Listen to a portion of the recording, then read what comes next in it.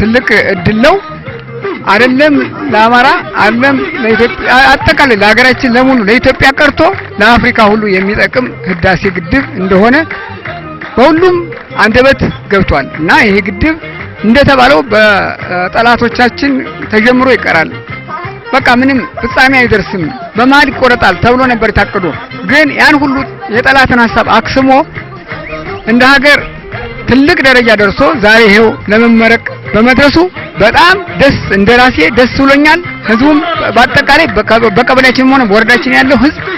ለዚህ ድል መብቃቱ በጣም ደስ የሚል ነው እኔም ደስ ብሎኛል እውነት ለአሁንም ደግሞ ይህ ግድብ ከሰላሙ ጋር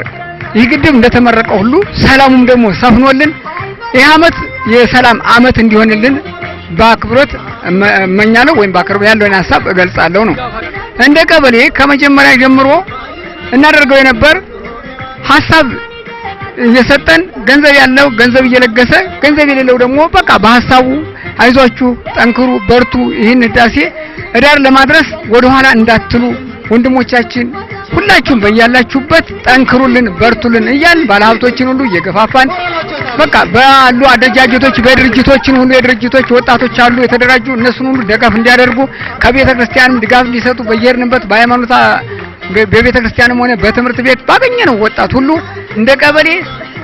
አጠቃላይ ያለውን ሁሉ ስንነጋገርበት ስንመክር ስንዘክርና አጠቃላይ ጥሩ ሐሳብ ስንሰጥ የቆየን ነበር ያም ሐሳብ ተሳክቶልን ዛሬ ለዚህ በቅተናል በጣም ደስ ይለኛል አመሰግናለሁ ኢትዮጵያ ሰላም ነው ሁሉና በሰላም ሁሉም ሰላምን አዝለን ተክዘን የሰላም እርቅ እንዲሆንልን ያርግልን እግዚአብሔር ያቆይልን ሰላም ጊዜ ያርግልን ኢትዮጵያ ተበጽዮ ያ ሀበ እግዚአብሔር ነው ነገሰብ ወጇን ዘርግታ ነው ምትረምና አደራ ሁላችንም ለሰላም ለፍቅር በለትም ጸሎት እናድርግ በእውነት ጸሎት ነው እግዚአብሔር በእውነት እግዚአብሔር ቀጥሉ እግዚአብሔር ያለ ሁሉ የሚሰጥ እሱ ነው እግዚአብሔር ያነጸበተ